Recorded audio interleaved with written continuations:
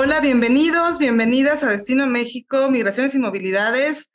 Arrancamos de nuevo este podcast, empezamos la tercera temporada.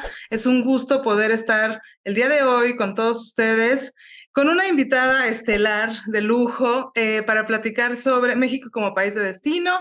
Cecilia Mengíbar, bienvenida. Muchas gracias, Claudia. Es un gusto estar con ustedes. No, hombre, para nosotros es buenísimo poder platicar contigo. Cecilia es profesora de la Universidad de California en Los Ángeles, pero tiene una muy larga trayectoria en varios temas que vamos a tocar el día de hoy, en política migratoria, en violencia, en cuestiones de género, en la importancia de todos estos fenómenos en Centroamérica, pero también cómo se reflejan en Estados Unidos en la vida de personas migrantes. Y es un gusto, en serio, poder arrancar esta tercera temporada, Cecilia, platicando contigo. En Destino México hemos platicado mucho sobre cuestiones, digamos, históricas, en cómo se vive la migración en México, la gran pregunta de si podemos ser o no un país más incluyente y más acogedor. Y creo que la charla contigo es necesaria para detenernos un segundo y empecemos platicando sobre cómo el Estado, es algo que tú has estado trabajando, cómo el Estado genera categorías de exclusión en realidad, ¿no? Y un poco para tratar de entender también cómo podemos incluir a estas personas en movilidad en un contexto en el que el Estado las excluye. Así que bueno, arranquemos, Cecilia, y en serio, bienvenida. Muchísimas gracias, Claudia. Tú sabes que México tiene un lugar muy especial para mí. Así es que me da muchísimo gusto estar con ustedes y tener esta conversación.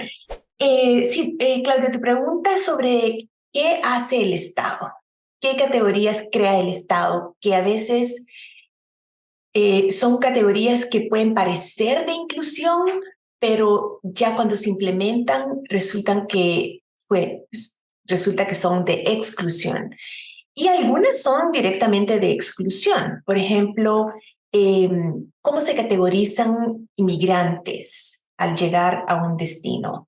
El Estado, las personas no tienen esas características innatas, no son indocumentados innatamente, no son inmigrantes legales, son categorías que vienen del Estado receptor. Y entonces, por ejemplo, al categorizar a personas como indocumentadas, es una categoría obviamente directamente excluyente. Pero lo que se está viendo en muchos contextos de recepción de inmigrantes en este momento es el uso de un nuevo mecanismo que no es ni inclusivo ni exclusivo, obviamente.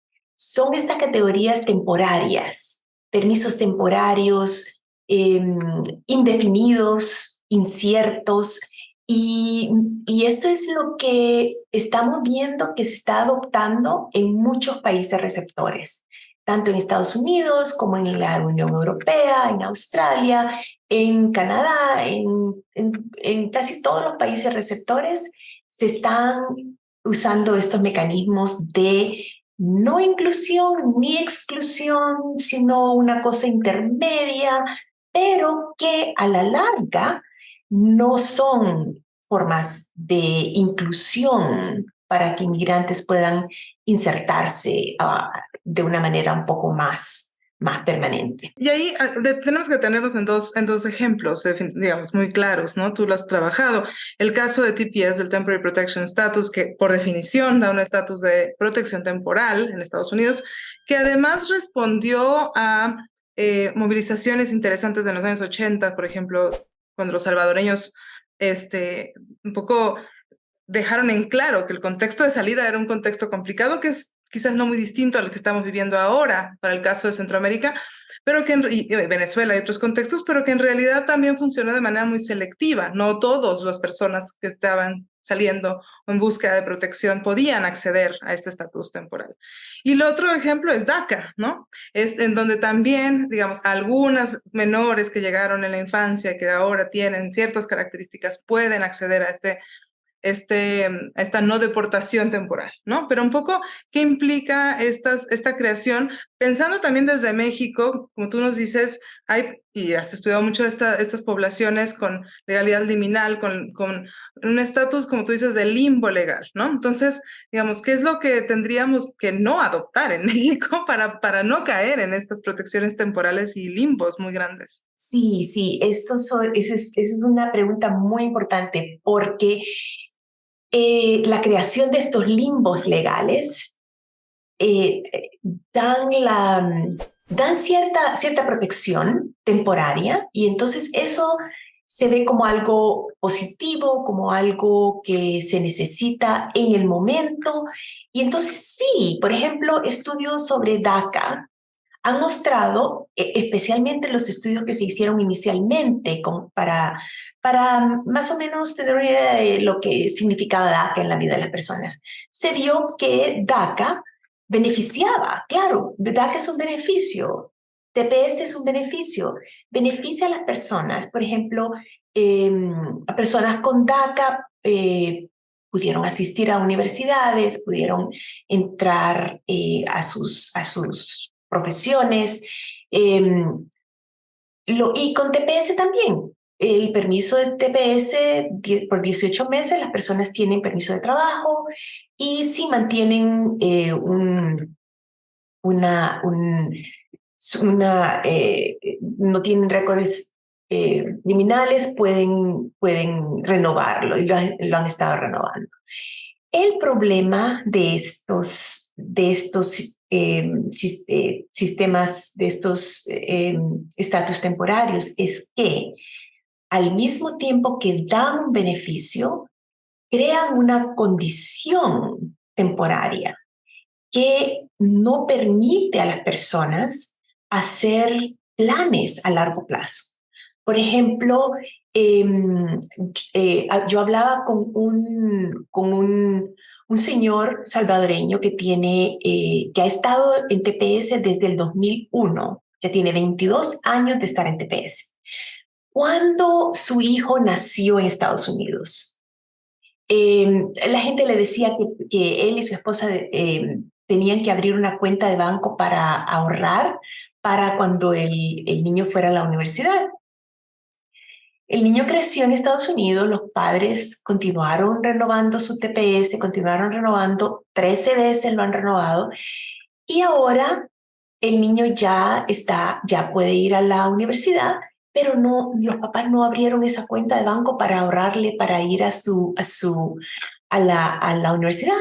La razón es porque cuando ellos fueron al banco, que el niño tenía 3 meses de nacido, y ellos fueron al banco a preguntar si ese dinero, si algún momento tenían que salir del país deportados, si ellos iban a poder retirar ese dinero del país y el banco les dijo que no, que ese dinero iba a ser para la colegiatura de su hijo. Entonces ellos cuando vieron eso dijeron que no. Y esa es la condición temporaria, incierta, que crean estos mecanismos, que las personas no pueden, al mismo tiempo que sí pueden participar en la fuerza de trabajo, al mismo tiempo no siguen prisioneras de este estatus incierto, temporario, que les afecta en todos los ámbitos de la vida, no solamente en uno o dos, sino que por eso lo veo yo como una condición. Pero eso es lo que estamos viendo, que en muchos países receptores es lo que están adoptando, una cosa intermedia. Y ahí en realidad es interesante porque alguien podría argumentar que los salvadoreños, sobre todo, pero también de otras nacionalidades, personas que tuvieron TPS estuvieron relativamente beneficiados por tener acceso a este estatus que muchos mexicanos o que muchas personas de otras nacionalidades no tuvieron. Y entonces se ve incluso el efecto positivo, diría yo, en el corto plazo, de obtener un estatus regular como es el TPS, ¿no? A diferencia de otras comunidades en las que no hubo.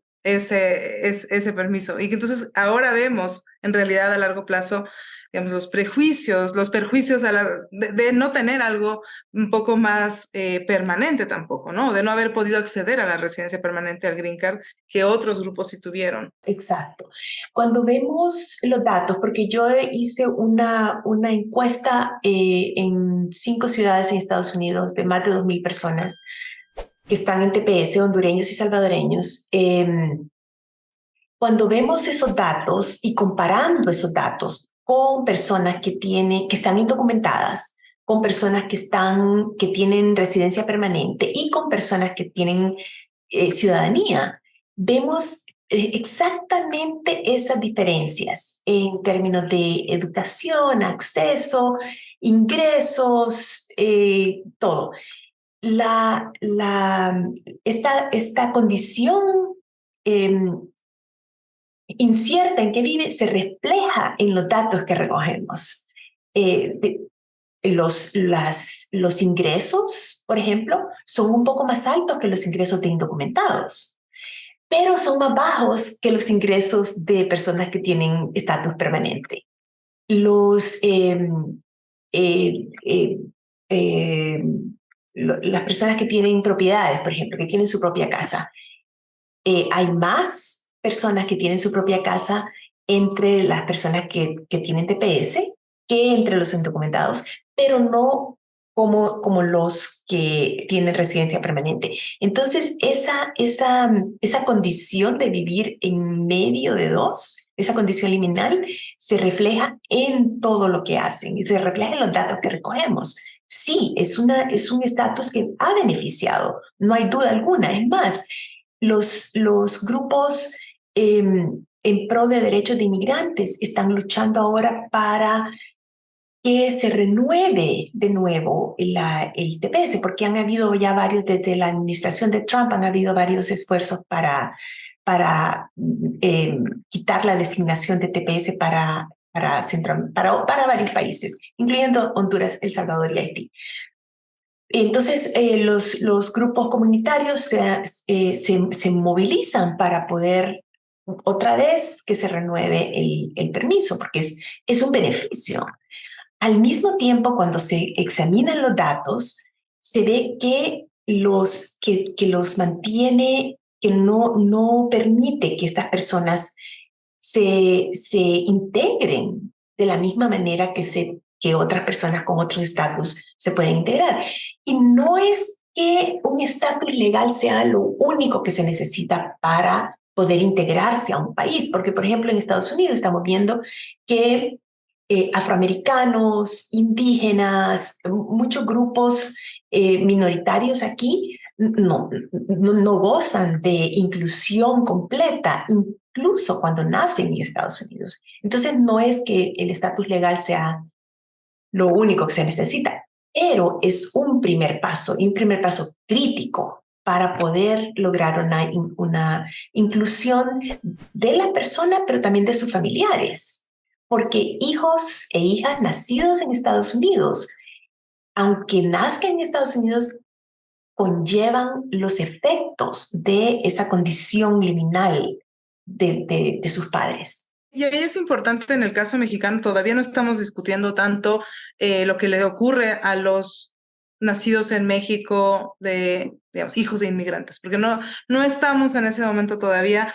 Nuestra población nacida en el extranjero es menos del 1%, y sí yo soy una hija de inmigrantes que llegaron a México, pero en realidad no hay una discusión al respecto. Pero lo que creo que es importante es que empecemos también en México a planear a futuro qué va a pasar y cómo en realidad estas exclusiones que se dan, como tú dices, no solamente por el estatus legal de las personas, sino por las condiciones en las que viven de una manera más amplia, cómo esto va a generar desigualdades persistentes en un futuro, ¿no? Y muchas veces, desgraciadamente, cuando se habla de estos temas, y ahí me puedes corregir, o incluso creo que vas a coincidir obviamente conmigo, pero en realidad lo que pasa es que se piensa en que hay recursos limitados y entonces tenemos que de alguna manera apoyar a las poblaciones que nacieron en nuestro país y entonces estas otras personas que quizás van a estar en una categoría temporal, un poco la duda es por qué hay que integrarlos, ¿no? En ciertas mentalidades y se excluyen de los esfuerzos gubernamentales,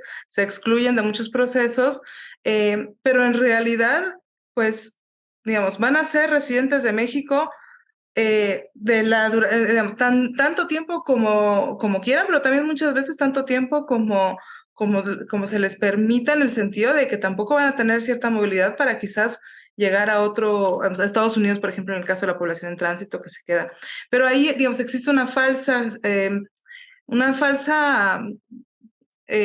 quizás un falso dilema que hemos hablado también bastante en este espacio, de cómo en realidad se piensa que no se les puede apoyar, ¿no?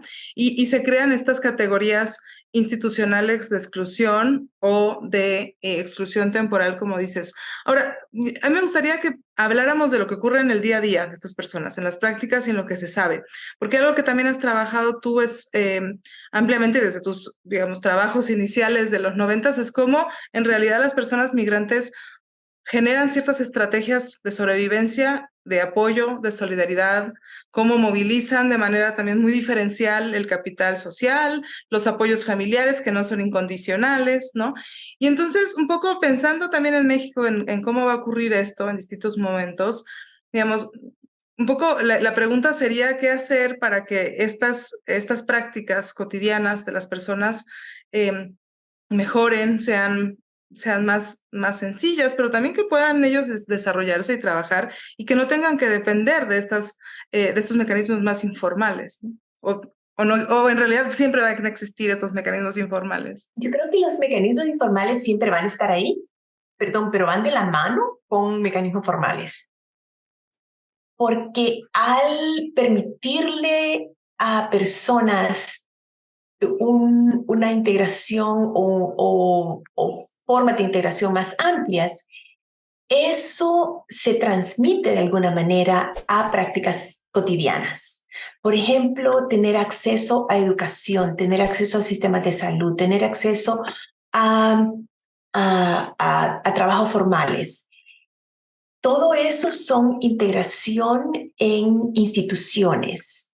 Y en las instituciones hay interacción cotidiana con personas con quienes las personas trabajan, con personal de salud, con personal de educación.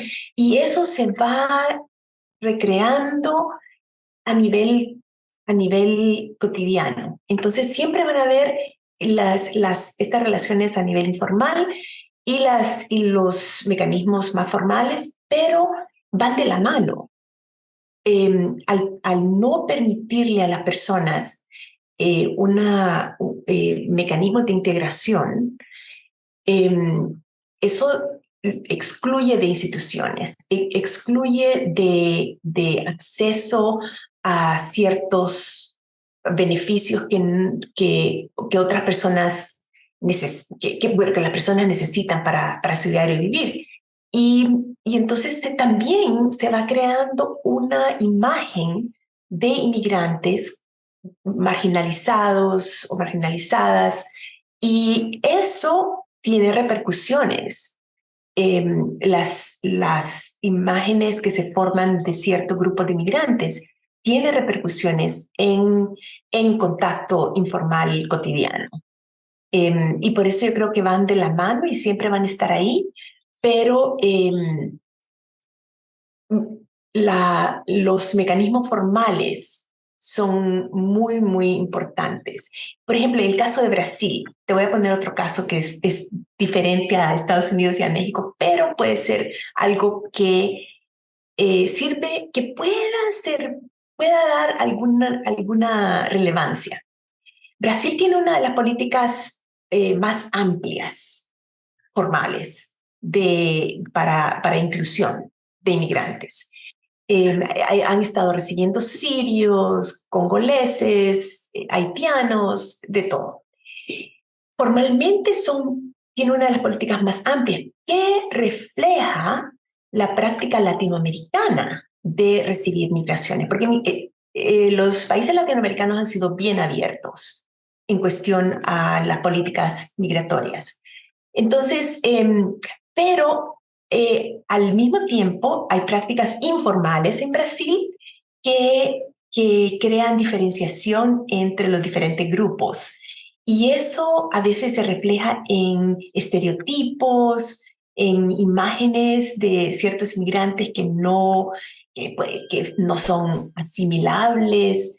Entonces, ahí hay un poco de desconecto entre lo formal y lo informal, que no, te lo menciono porque no siempre van de la mano. Claro, y ahí en realidad un poco, digamos, si no cambian las actitudes, si no cambian las ideas asociadas a estas personas, si no se derriban estereotipos y no pensamos en las implicaciones de la xenofobia y el racismo, no va a cambiar, digamos, la ley, y me encanta que saques el caso latinoamericano, porque en realidad es verdad. Y en el caso mexicano, la ley de migración en papel también es muy progresista y muy abierta.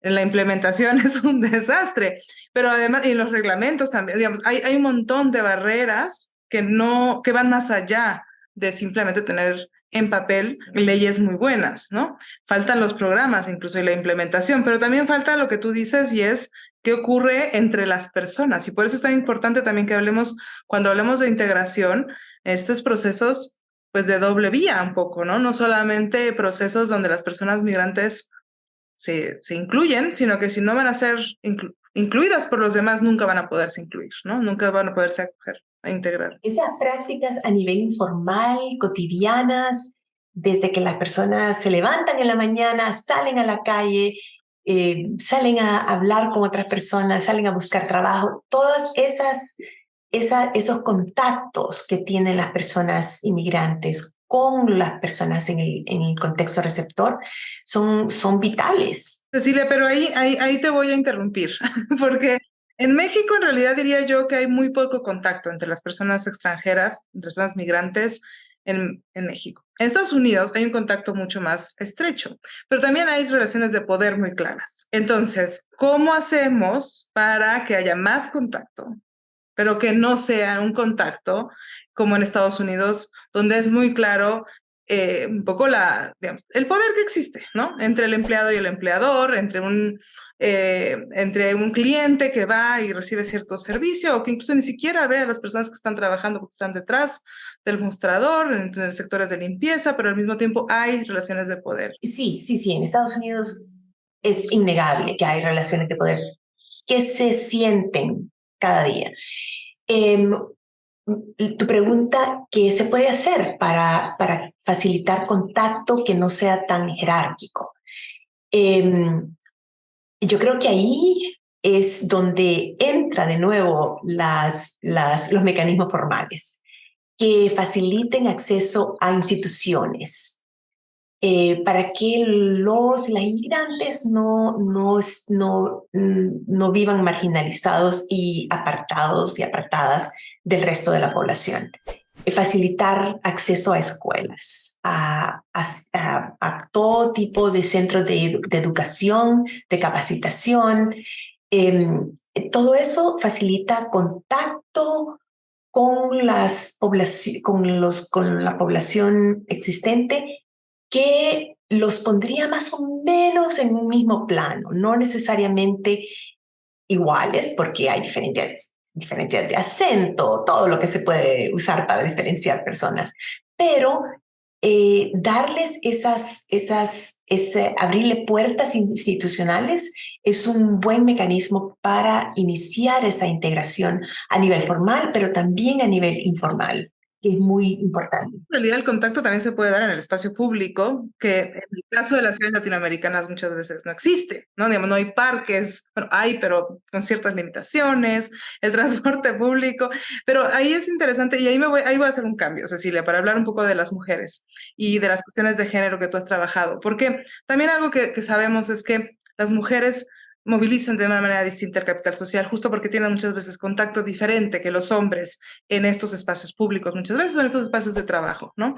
Y entonces un poco también pensemos que este contacto no va a ser el mismo para todos porque hay restricciones también laborales, hay restricciones incluso de quién lleva a los hijos muchas veces a la escuela o quién los lleva al doctor, si tiene tiempo porque resulta que no trabaja o tiene otras estrategias, ¿no?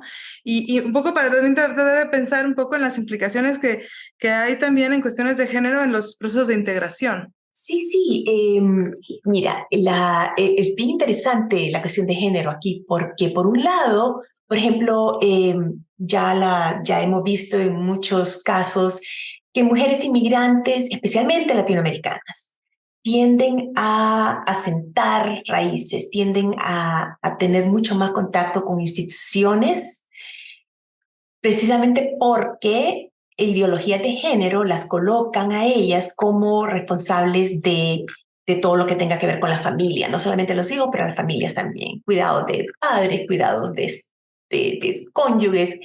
Entonces tienen mucho más contacto con instituciones, con programas, con organizaciones en donde llegan. Pero la pregunta es, ¿eso se traduce a integración? ¿O simplemente continúa reforzando ideologías de género que colocan a mujeres como responsables de contacto con todas estas instituciones? Y yo creo que esa es una pregunta muy importante, porque por un lado, todos esos contactos en algunos casos se traducen en poder, en poder. Por ejemplo, muchas mujeres latinoamericanas se vuelven organizadoras de grupos y forman sus propios grupos, y eso me parece que son formas de empoderamiento. Y también de inclusión, porque están llevando están a cargo de facilitar inclusión para sus familiares también. La razón por la que menciono eso es porque a veces, por ejemplo, por mucho tiempo la literatura sobre género y migración mostraba que mujeres inmigrantes al llegar a Estados Unidos o al llegar a Europa entraban por primera vez a la fuerza de trabajo, empezaban a trabajar fuera de sus casas, y eso les daba empoderamiento. Pero luego resultó que no era así, porque las ideologías de género continuaban a, eh, a, a reproducirse y entonces las mujeres terminaban con trabajo fuera de la casa, con trabajo dentro del hogar y haciendo múltiples cosas. Entonces yo creo que hay diferencias muy importantes con relación a género. Por ejemplo, hombres. Una cosa muy importante, muy interesante que ha resultado también es que hombres desarrollan y forman redes informales con otros hombres y bastante con otros hombres, que les facilitan acceso a préstamos de dinero, a información que es bien valiosa y que facilita un avance socioeconómico a veces. Y las mujeres se encargan de cosas que no tienen ese acceso a, a recursos que les facilita avance socioeconómico, pero les facilita avance en otros ámbitos. Entonces, cuando uno se pone el lente de género, no es que los hombres y las mujeres necesariamente las mujeres siempre están peor que los hombres, sino que los ámbitos que se forman son tan diferentes para hombres y mujeres que se forman como líneas diferentes de integración o de exclusión. Y ahí en realidad también pensando en un poco las preguntas anteriores de las categorías, también, digamos, conforme más mujeres que hombres, en algunos casos, en algunos grupos, entraron en unión con personas digamos, estadounidenses o de otros grupos, también algunas mujeres pudieron tener acceso a residencia permanente, por ejemplo, que quizás algunos hombres no, pero esto a la vez digamos, les hizo vivir en familias mixtas diferentes a los hombres y las mujeres, porque muchas veces digamos, es verdad que no las mujeres no iban siempre a seguir al hombre, pero es verdad que era más probable que los hombres dejaran una mujer en el lugar de origen que las mujeres, ¿no?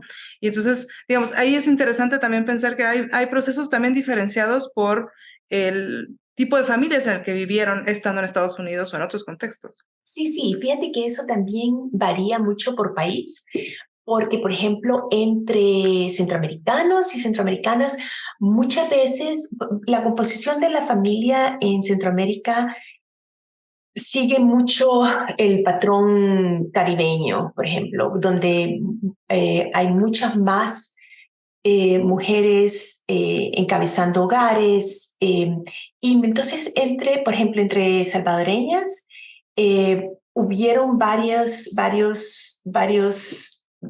flujos migratorios que fueron encabezados por mujeres. Por ejemplo, la comunidad en Washington, D.C. fue una migración de mujeres y las mujeres fueron las que empezaron a llegar y empezaron a llevar al resto de su familia. Entonces, a veces no siempre son los hombres los que salen, sino que mujeres también encabezan. Y eso también trae diferentes consecuencias para las familias, tanto en el país receptor como en el país de donde sale, de origen. Porque la recomposición de la familia tiene mucho que ver con quién sale. Si es el padre, la madre, si es un hijo o una hija. Y entonces se reacomodan las relaciones de género dependiendo de quién sale y al otro lado, quién llega. Las familias mixtas, por ejemplo, el ángulo de género es vital porque desde que las personas nacen hasta que mueren, los patrones de género están presentes en toda la vida. Y eso se ve en las familias, tanto en el país de origen como en el país de llegada. Y ahí le agregaría yo algo que también has estudiado tú, por ejemplo, al comparar las experiencias de migrantes, mujeres de Guatemala o El Salvador, digamos, hay mujeres indígenas que migran, hay hombres indígenas que migran, que llegan a Estados Unidos a un contexto donde la división étnico-racial es muy distinta y muy compleja también, ¿no? Donde también los inmigrantes muchas veces se dan cuenta de cómo van a ser clasificados por los demás una vez que llegan al destino, porque en realidad en sus comunidades de origen vivían otro sistema de clasificación, ¿no? Otro sistema de exclusión. Absolutamente. En Guatemala, por ejemplo, indígenas viven excluidos, marginalizados, mujeres, hombres, niños. Luego pasan por México, llegan a Estados Unidos y la reclasificación es diferente. Se vuelven latinos y eso lo coloca en una situación diferente, pero en el caso de Guatemala, por ejemplo, continúa mucho la diferenciación que existía en Guatemala, especialmente si están en contacto con otros grupos centroamericanos. Pero a eso se le agrega la clasificación racial en Estados Unidos, porque cada persona que entra a Estados Unidos entra a esa clasificación racial que viene del contexto de llegada. Y también la propia identificación que tienen los inmigrantes, que esa la traen consigo.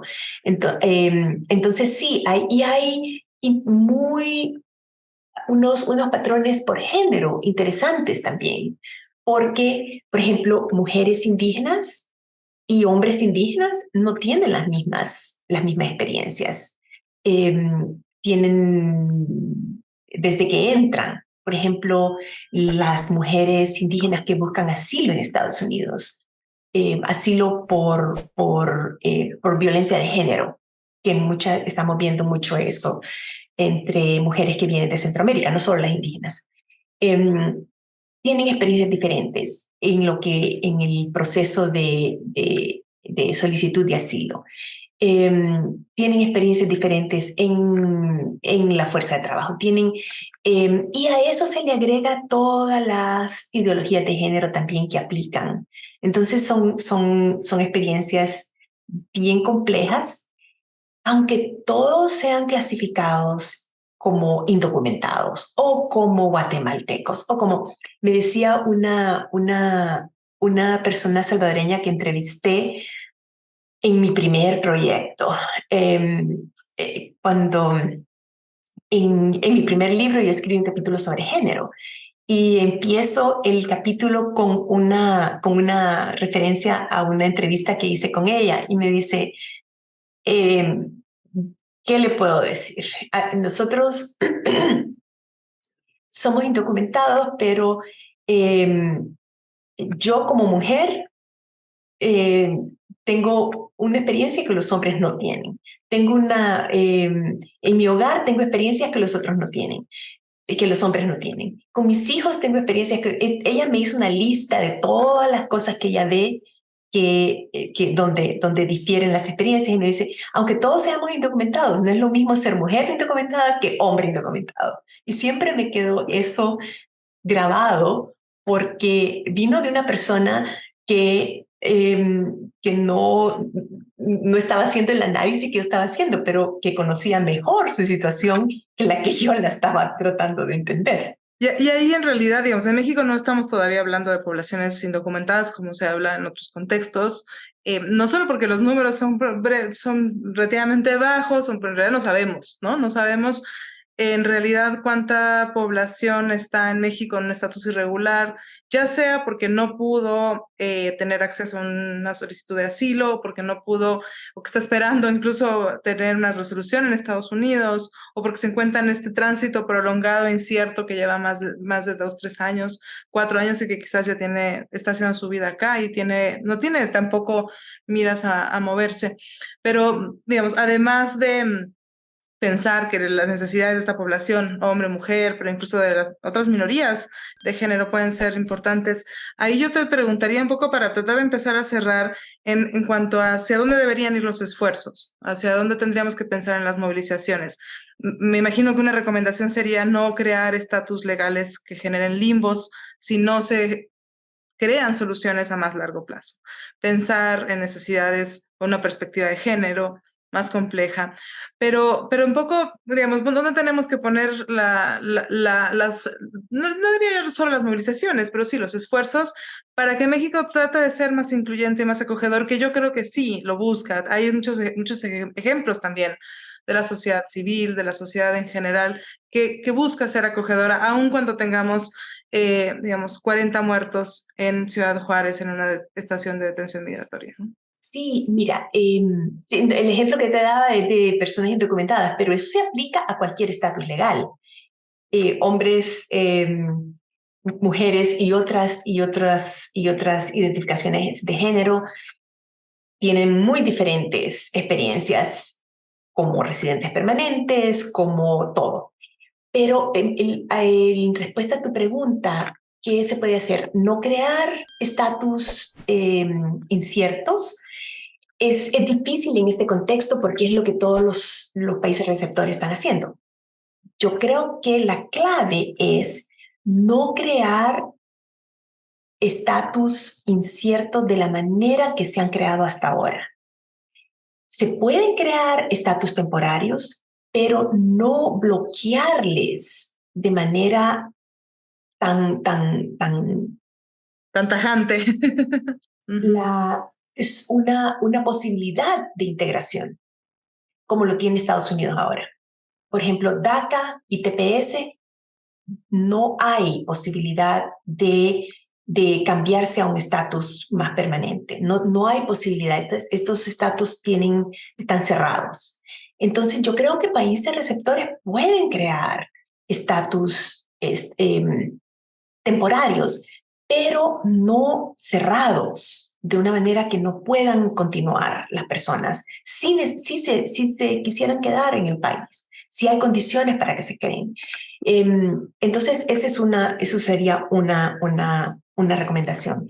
Otra, claro, género es crucial y vital, y darle atención a género, porque las personas incluso cuando solicitan asilo, cuando solicitan DACA, cuando solicitan cualquier estatus legal, tienen diferencias, hay diferencias por género. Entonces, prestar atención a las necesidades y a lo que las personas de diferentes géneros, trans, la gama de géneros, puedan necesitar, de acuerdo a las diferentes poblaciones inmigrantes. Porque todo eso repercute en las percepciones, en estereotipos que se forman, que son tan importantes a veces como los mecanismos formales. Entonces sería eso lo que yo pienso que se podría hacer. Y y claro, México puede muy bien seguir la trayectoria de países latinoamericanos que son mucho más acogedores. Han sido históricamente, fueron los que crearon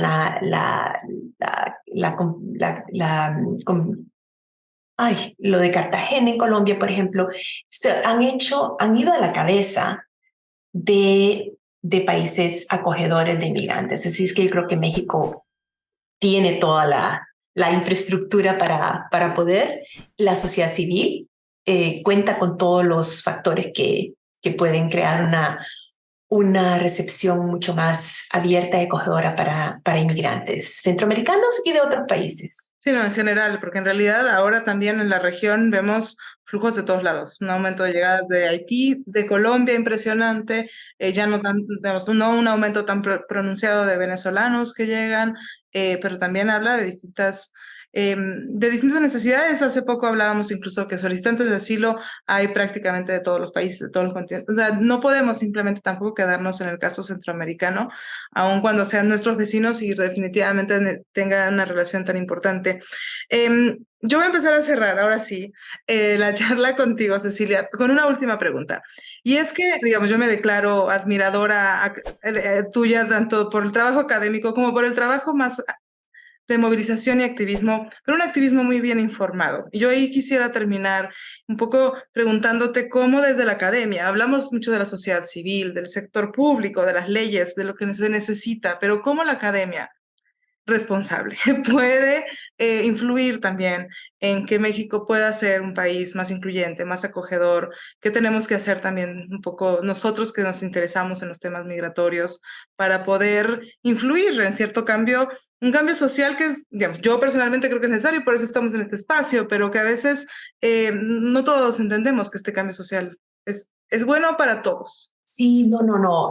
Yo creo que académicos y académicas tenemos una gran responsabilidad, porque somos las personas que recogemos esta información, este conocimiento, y nuestra responsabilidad es aportar este conocimiento para que se formen políticas más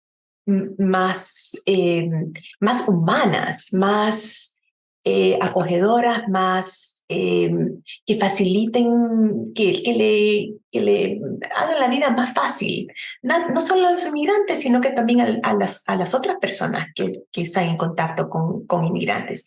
Tenemos es un deber, es una responsabilidad, ya que tenemos todos estos datos, todo este conocimiento, es nuestro deber de aportarlo para que se puedan informar políticas. ¿De qué manera se hace eso? Se puede hacer de diferentes maneras. Hay muchas formas de hacerlo. México tiene una cantidad genera tanto conocimiento que es impresionante, que se puede movilizar, se puede usar para contactar personas que están haciendo políticas, informar de la mejor manera posible las políticas que se están desarrollando. Y el conocimiento está ahí. Yo estoy muy familiarizada con el trabajo que se hace en México, que es fabuloso, y cambiaría la vida de muchas personas poder poner todo ese conocimiento a la disposición de personas que están creando políticas y también del público. Hacer un poco más de lo que aquí en Estados Unidos le dicen sociología pública, pero que en Latinoamérica tiene una larga tradición también. Hacer, hacer trabajo intelectual público. Los latinoamericanos tienen larga tradición. Han tenido presidentes que son sociólogos, han tenido en México, han tenido académicos que entran a la política. Es una larga tradición y sería imperante continuar con esa tradición. Y agregaría yo ahora sí, ya para cerrar, que digo, tú estás, tu fondo es justo el salón en el que das clases en UCLA. Como trabajadores también de instituciones de educación pública, también tenemos un deber con el sistema educativo, también generando futuras generaciones, estudiantes e investigadores a futuro, funcionarios públicos, y que sean, pues, lo más, como tú dices, humanos posibles en su trabajo en general, ¿no? Cecilia, mil gracias por acompañarnos, en serio. Gracias, Claudia. Ha sido un gusto conversar contigo. Porque creo que eres una de las académicas o intelectuales, no, más interesantes que trabajado este tema de diferentes ángulos. Y no pudimos hablar mucho de lo que viven las poblaciones, por ejemplo, las violencias que viven las poblaciones en Centroamérica. Queda pendiente para otro episodio, pero es algo que también has trabajado tú. Y muchas gracias por estar acá. Yo espero realmente que los que nos acompañan en este espacio reflexionen en las categorías formales e informales de exclusión y las implicaciones en el día a día, pero también que busquemos formas de generar espacios más acogedores y más incluyentes donde haya más contacto. Gracias, Cecilia, y gracias a todas y todos por acompañarnos. Yo los espero en un episodio más de Destino a México, ya arrancada la tercera temporada.